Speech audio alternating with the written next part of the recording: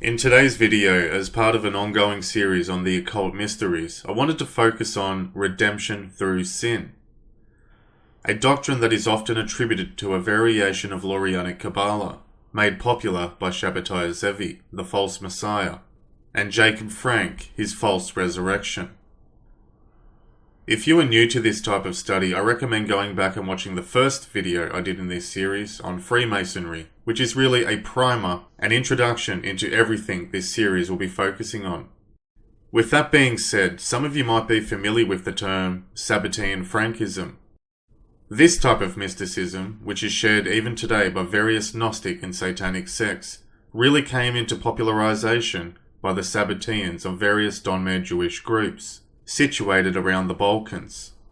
This is a story of mysticism, revolution, secrecy, and blood sacrifice, which would eventually spill over into something called the Armenien genocide and the establishment of Israel. In order to make sense of this practice of redemption through sin, it's important to go to the beginning, and what better place to start than the story of Sabbatai Zevi, the false messiah of 1666. Read in Bar Midah, Rabbah C21 and Jalkut 772 of the Babylonian Talmud, it claims, "Every Jew who spills the blood of the godless is doing the same thing as making a sacrifice unto God." An Ashkenazi Jewish man named Sabbatai Zevi was born in 1626 in Smyrna, now a part of modern-day Turkey. Growing up in a traditional Jewish family, Sabbatai was made to attend a yeshiva under the rabbi of Smyrna, Joseph Eskapa. With a particular focus on the Talmud, Sabbatai found himself deeply interested in the Kabbalah from a very young age. The mystical and esoteric teachings of rabbinical Judaism and the occult became a pinnacle focus of his life, in particular the Zohar. By the age of 22, Sabbatai Zevi had developed narcissism and something of a god complex, likening himself to the Moshiach, which of course is the prophesied Jewish Messiah, who would restore Israel to its heavenly glory. In early 1666, the long-awaited Jewish Messiah was poised to overthrow the Sultan of the Ottoman Empire, cross Sabbatai River, and return astride a lion, leading an army composed of the 10 lost tribes of Israel. With his adept knowledge of Lurianic mysticism and the Zohar, he would attribute certain passages found in Kabbalistic texts to himself. For instance, his birthday was also Tisha B'Av, an important Jewish feast day holiday which observed the mourning and the destruction of the first Jewish temple and the second Jewish temple. In Hebrew, Sabbatai means Saturn, and in Jewish tradition, the reign of Sabbatai, the highest planet, was often likened to the advent of the Messiah. He would wed the daughter of Moses the prophet and gather the exiles. The nations of the world would bow before him, and the third temple in Jerusalem would be built, inaugurating the messianic age. Sabbatai Zevi amassed a small following of sycophants which devoted their time to the study of the Kabbalah and observation of the teachings of Sabbatai Zevi, which would later become known as sabbatianism. They were mostly seen as a rebellious group which gave no heed to studies in halakha, or Jewish law. Many academics and historians have noted that Sabbatai Zevi broke many Jewish laws and customs, putting himself above them, from eating forbidden foods to working on the Sabbath and making proclamations of himself which offended many people. According to Dr. Henry Abramson, a Jewish historian, Sabbatai told his followers that he could fly, but he refused to demonstrate this publicly. Sabbatai often went out of his way to break Jewish customs and do things which were forbidden to the Jews, often engaging in acts that were considered profane, evil, and vile. While Sabbatai did gain more followers, his influence was not yet realized beyond the scope of cities local to him. There was a division among the Jews, and many started to grow very suspicious and angry about Sabbatai and his influence that he was getting. A group of Jews, led by Sabbatai's former teacher at the yeshiva, banished Sabbatai and his disciples from Smyrna in around 1651. Sabbatai and his followers were subject to an edict of herem, a type of excommunication in Judaism. However, this did not stop him. In fact, This is around the time Sabbatai's influence started to become widely recognized. Sabbatai Zevi would often shout the words of Isaiah 14:14, attributing this verse to be about himself. Quote, "I will ascend above the heights of the clouds. I will be like the Most High." Unquote. Which is really interesting because if you read the chapter in context, these words are not spoken by the Messiah, but by Lucifer, who was cast down below and cursed by God.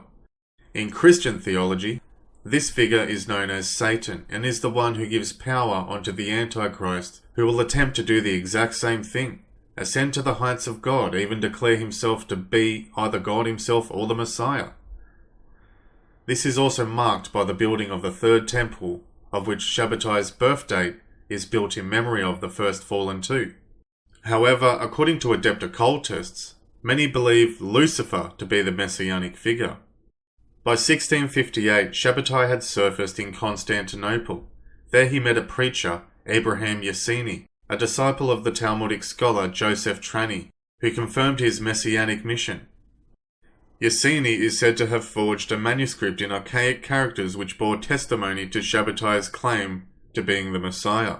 It was entitled The Great Wisdom of Solomon and began, quote, "I, Abraham, was confined in a cave for 40 years, and I wondered greatly that the time of miracles did not arrive. Then was heard a voice proclaiming, 'A son will be born in Hebrew year 5386, the year 1626, to Mordecai Zevi, and he will be called the Sabbatai.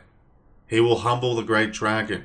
He, the true Messiah, will sit upon my throne.'" Unquote. Armed with this document in hand, he would travel to various cities which were important to the Jews at that time.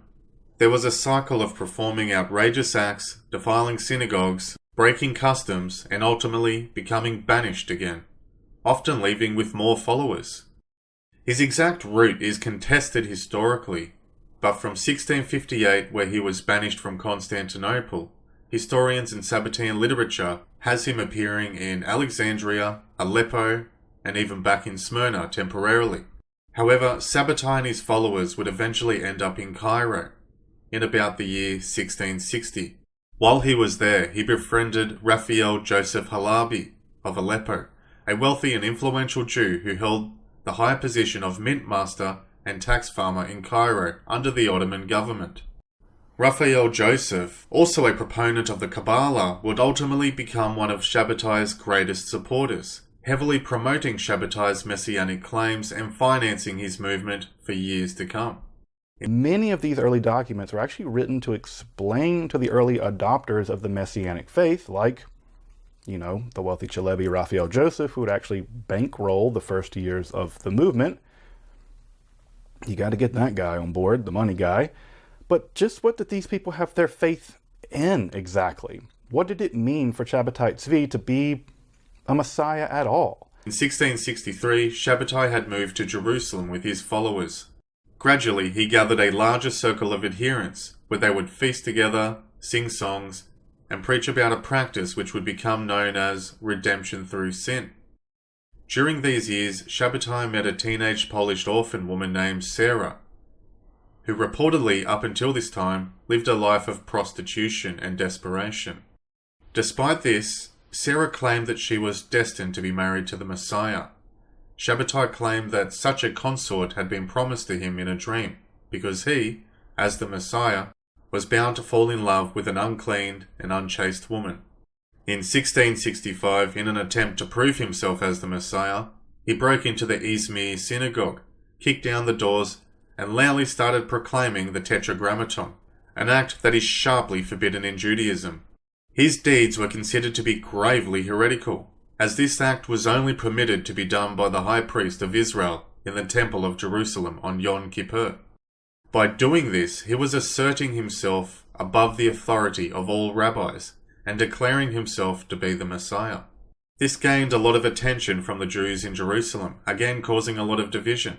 However, Sabbatai would use his friendship with Raphael Joseph of Aleppo, the banker, in getting the funds needed to pay off the Turks, who at the time were heavily taxing Jews in Jerusalem under the Ottoman leadership. This gained him much prestige and favour among the Jews. One Jew in particular who noticed was a man named Nathan Benjamin Levy, known since as Nathan of Gaza, who became very active in Sabbatai's messianic career, serving as his right-hand man, and declaring himself to be the risen Elijah, who would proclaim the arrival of the Messiah. Many historians likened him to the John the Apostle of Jesus of Nazareth. In 1665, Nathan announced that the Messianic age would begin in 1666, with the conquest of the world without bloodshed. The Messiah would lead the 10 lost tribes back to the Holy Land, riding on a lion with a 7-headed dragon in its jaws. Nathan of Gaza would be the leading influencer in spreading the Sabbatai movement, with much of today's literature on sabbatianism being based on his writings. It would also be up to his prophet, Nathan of Gaza, to actually build out a fully developed Kabbalistic theory to justify not just Sabbatai Zevi's messianic claims, but also his aberrant behavior, his apparent apostasy, and, well, his death. Nathan of Gaza, according to his own writings, seemed to truly believe that Sabbatai Zevi was the proclaimed Messiah, after having a revelation of Sabbatai sitting on a throne of glory in heaven. Nathan of Gaza would very actively write about this in letters he addressed to various synagogues all over the world, and because of this, Sabbatai's fame began to extend internationally. Italy, Germany, and the Netherlands were already centres of his messianic movement. Sabbatai's followers soon included many prominent rabbis, many of which would later write texts declaring Sabbatai Zevi to be the promised Messiah and the year of salvation to be 1666. When faced with criticisms about Sabbatai's erratic behaviour and violation of Jewish law, Nathan would find a way to put a positive spin on it. According to Nathan of Gaza, in a book titled The 17 Prophets, Book 1 by Matt Goldish, quote, "They were necessary mystical exercises by which the Messiah would redeem the world," unquote. Redemption through sin. Now again in Smyrna, Sabbatai, at the beginning of 1666, left for Constantinople, supposedly with the ambitions of overthrowing the Sultan. Since Nathan of Gaza prophesied that, once in Constantinople, Sabbatai would place the Sultan's crown on his own head, the Grand Vizier, Fazil Ahmed Pasha, ordered his immediate arrest and had him imprisoned, perhaps to avoid any doubts as to the power still wielded by the Turkish Sultanate. However, his imprisonment discouraged neither Sabbatai nor his followers. In fact, he was treated very well in prison, perhaps because of bribes which seemed to have strengthened his followers' belief in him. Meanwhile, Nathan of Gaza, Abraham Yassini, and others circulated fabulous reports about the miraculous deeds the Messiah was supposedly performing in the Turkish capital, and the messianic expectations in the Jewish diasporas continued to rise. It is said by many Jewish scholars at the time, about half of the world of international Jewry had become believers in Sabbatai's messiahship. It was a sentiment shared very liberally by many Jewish historians. The Sabbatean movement boasted a following of about 1 million Jews at this time. Sabbatai Zevi's face even appeared in prayer books next to King David. Jews began to unroof their houses and prepare for a new exodus. In almost every synagogue, Sabbatai's initials were posted, and prayers of him were inserted in the following form. Quote, "Bless our Lord and King, the holy and righteous Sabbatai Zevi, the Messiah of the God of Jacob," unquote. Jewish excitement, coupled with Sabbatai's constant ambitions to overthrow the Sultan, became very widespread, to the point where Sultan Mehmed V, the leader of the Ottoman Empire, was forced to make an example out of Sabbatai. Sabbatai was removed from Abydos and taken to Adrianople, where the vizier gave him a choice, death or conversion. According to Robert Zephyr in his book 1666, Redemption Through Sin, quote, "The most commonly accepted version of this story is the Sultan offered Sabbatai Zevi the choice of either publicly converting to Islam or being beheaded. As the Sultan so delicately put it, your head or the turban. The turban was, of course, a symbol of converting to Islam," unquote. On the following day, September 16th, 1666, Zevi appeared before the Sultan, cast off his Jewish garb, and put on a Turkish turban on his head, thereby accomplishing his conversion to Islam. The Sultan rewarded Sabbatai by conferring on him the title Mahmed Effendi, and appointed him the generous title of Keeper of the Gate, like a gatekeeper, and was given a very generous salary. Sarah and approximately 300 families among his followers also converted to Islam. Thereafter, these new Muslims were known as the dönme Jews. Sabbatai's conversion devastated his followers, and Muslims and Christians alike ridiculed them. In spite of his apostasy, some of his followers had left, but many of his adherents still clung to their belief in him, claiming that this conversion was part of his messianic scheme. According to Robert Zeffer, in 1666, page 11, we read the following, quote, "The most famous of these Sabbatean cults, as they were sometimes called, was primarily located in Anatolia, modern Turkey.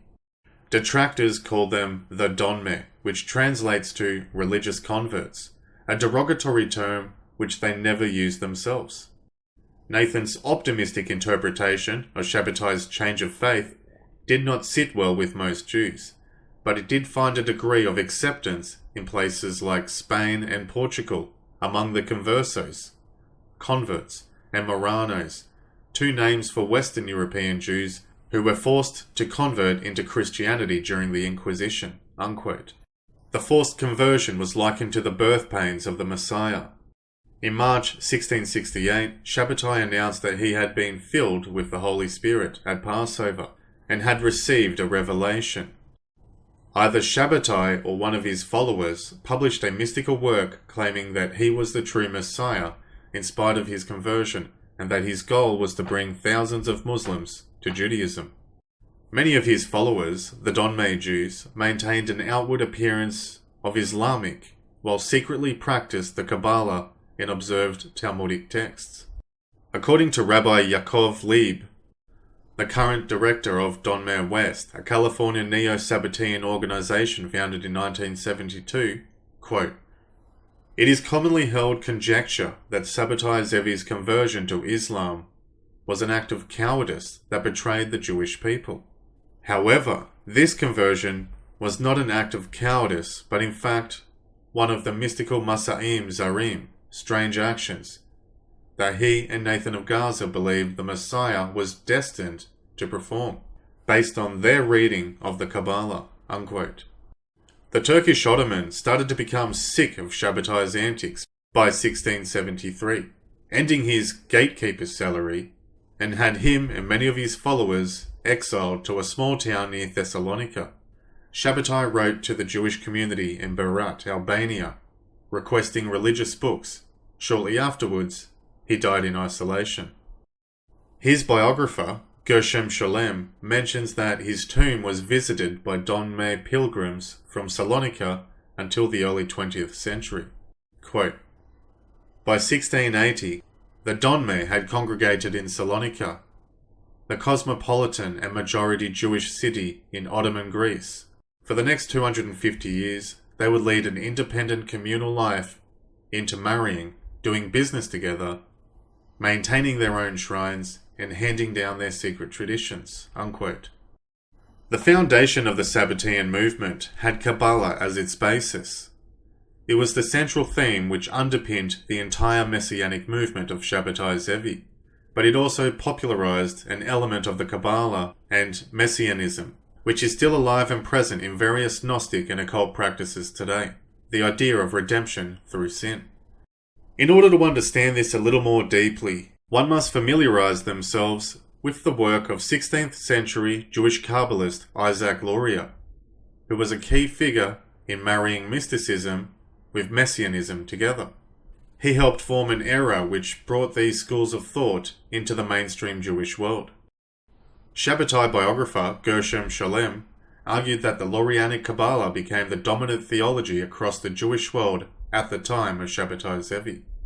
The Lurianic idea, which was adopted by Sabbatai Zevi, Nathan of Gaza, and other Sabbatean philosophers, was that humanity, or perhaps more likely the Jewish people, the chosen ones, in general played a crucial role in the restoration of a pristine world. This concept is called tikkun olam, a concept of healing the world, which is coupled with a justification of Zionism. Dr. Andrew M. Henry, a scholar of religious studies, gives us a simplified breakdown explaining this in some more detail. At the beginning of the universe, there were divine sparks called nitzotzot that were contained in cosmic vessels. But these vessels cracked, sending the sparks down into the world of chaos. Various schools of Kabbalah differ slightly in what caused this shattering, but generally it has something to do with the original sin of Adam and Eve. In order to bring about the utopian messianic future, all the sparks must be gathered up and raised back to the higher world from where they came, and the Messiah played a large role in that process.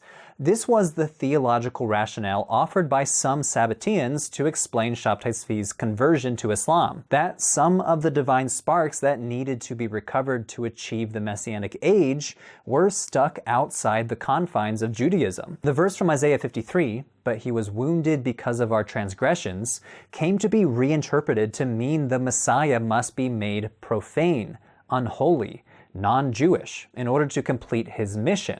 The rapid spread of the teachings of Rabbi Isaac Luria and his Lurianic Kabbalah resulted in a grafting of the then current theories of the Kabbalist into the traditional Jewish view of the role and personality of the Messiah. This new philosophic paradigm, in the estimation of many scholars, provided a spiritual justification for proactive Zionism and the events that directly brought about the modern formation of Israel.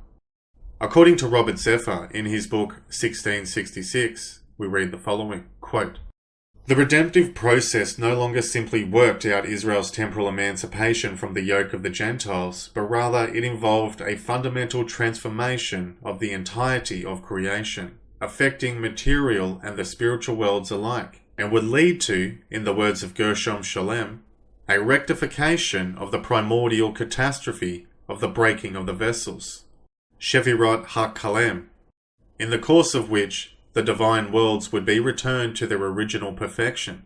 This process is called tikkun olam, or repairing the world, and it involves all of one's actions." Unquote. According to Dr. Stephen E. Jones, who wrote an article on redemption through sin, we read the following, quote, "Thus, sin became a religious holy rite, an appeal to the carnal mind of men, for it offered them the freedom to carry out the basest urges of all fallen men. It thus became indistinguishable from Satanism. Its primary means of evangelism was to infiltrate and corrupt other religions in order to redeem the lights trapped in darkness of those other religions." Unquote. Nathan of Gaza, who was well adept into Lurianic mysticism, declared Zevi to be the incarnation of the sixth Sephirah, the redemptive Tefirah, the Sephirah that harmonizes Gevurah and Chesed. In other words, it was declared that Zevi, the Messiah, was tasked with descending into the realms of evil to single-handedly free the captive sparks to complete the work of redemption. These evil realms, known as the Klipot, were so well fortified that the Jews were not able to reclaim these divine sparks that revealed the Iron Soph through their good works. It could only be done by taking that which is divine and descending it into the lowest parts of darkness, profanity, and evil.